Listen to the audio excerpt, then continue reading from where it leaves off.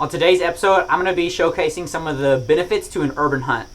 We're out here at one of our places that's a little bit more urban than we usually roll with, but it's heavily populated. This is purely a freezer hunt, and we got the job done before 7 a.m., so I hope you enjoy today's episode.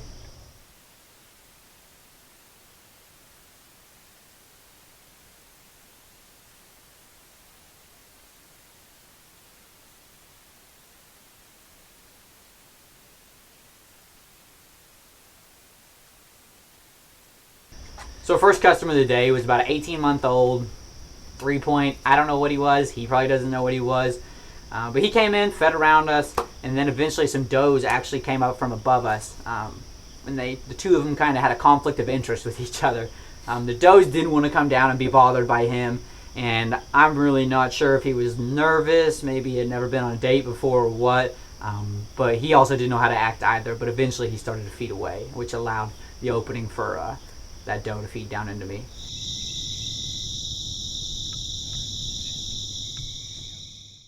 So eventually when Turd McGee decided to leave, that opened up the area for that doe to feed down into me. Now this is a pretty regular feeding pattern for these deer.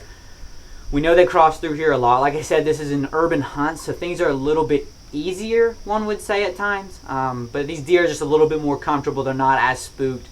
And once that opened up, she took forever, but she finally kind of moseyed down into right in front of me, because this is a very unpressured area. It's a very high success rate out of this stand. We hunt it probably 2 to 3 times a year, and very, very rarely do we not go home with something to put in a freezer. We have shot a lot of does out of this stand because this is just a very highly populated area. So we knew we were in good hands once she started feeding down, and we're just waiting on her to present a shot.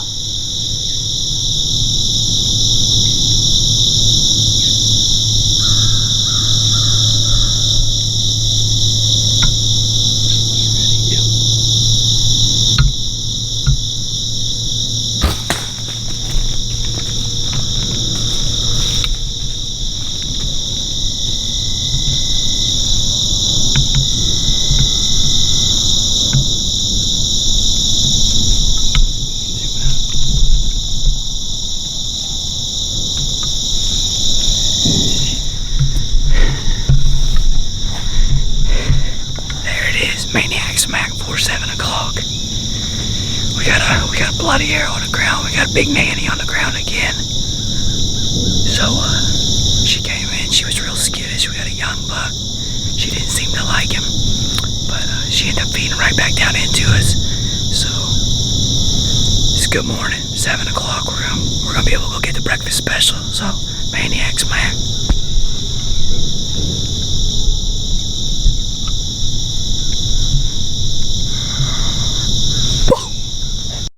A few moments later.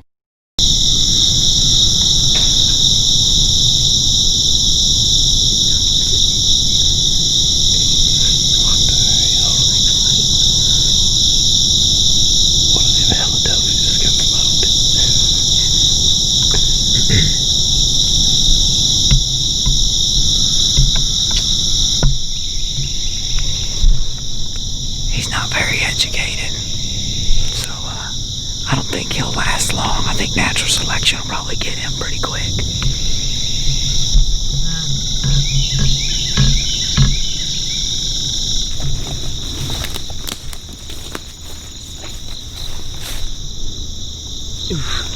Oof. Nice bloody arrow. I'm sure the schwacker got it done. A lighted knock, let me know where it's good. And yeah. I caught her stomach.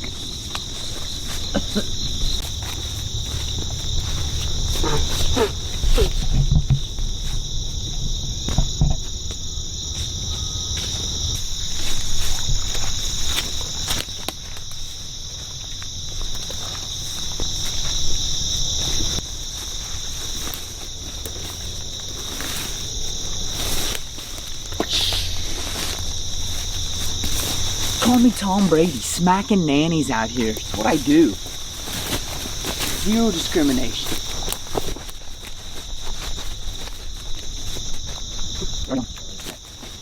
Just perfect.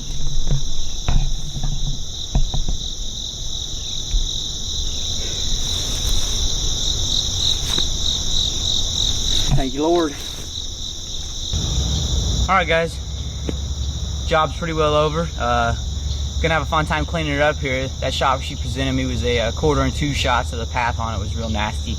But nevertheless, grateful, blessed. This is a good little hunt. Obviously, anytime you're gonna stand with your dad, father-son hunt, that's good. You know, if you see everything in the world, if you don't see anything. So man, couldn't ask for a better candidate. 3 years old. She's gonna be just prime meat. She's nice, lean, just a good-looking doe, super healthy, and that's all I could ask for. That's what we wanted. So we got 2 in the freezer now. We're 4 days into season, so we're well on our way to meeting our goal. So now it's gonna time. Smacking does, smacking nannies is gonna slow down a little bit. We're gonna start going after some horn here. So, blessed. Thank the big man upstairs, and hey, it's a great day when you get to smack a nanny, right? So a few takeaways from today's episode is don't overlook urban hunts. Urban hunts are pretty nice. They're pretty easy. I don't want to ever come off as hunting is ever easy, but urban hunts do have a pretty high success rate. So if you have the opportunity to fill the freezer, there's absolutely nothing wrong with an urban hunt. Second off, if you have the opportunity to shoot a deer that is not quartered to you, take it. Don't shoot the 1/4 and 2 shot, because it doesn't matter if you stick it in a pump house, whatever, you're probably just going to catch everything else. And I can promise you I won't be making that mistake again. So like I said, I hope you enjoyed today's episode. I hope you got the same takeaways that I did, or maybe even a little more. And can't wait to get you another episode. So stay tuned, stay on the pages. You can find us on Instagram, Facebook, and now Twitter at Midwest Maniac Outdoors.